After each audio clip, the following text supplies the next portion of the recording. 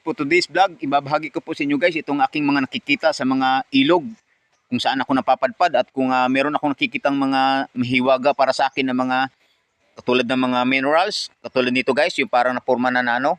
Bago ang lahat guys, i-shoutout ko muna yung aking parente na always nakasuporta sa aking mga vlog guys, si Elijah Mahusay guys, parente, na-shoutout na kita, at saka sa aking agaw dyan sa Butuan, si Tata Katsun.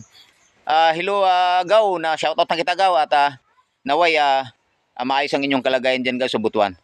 For today's vlog guys, i-reveal ko ito guys, itong mga nahihiwagaan ako ng mga parang mga gemstone guys, katulad ng tupas guys. Ito guys, yung mga tupas guys, mga kung tawagin ito guys is yung mga crystallized stone. Tingnan nyo guys, tumatagos yung ilaw guys. Panoorin nyo guys. At saka marami pang iba guys, tulad ng kung tawagin nila guys, si onyx stone.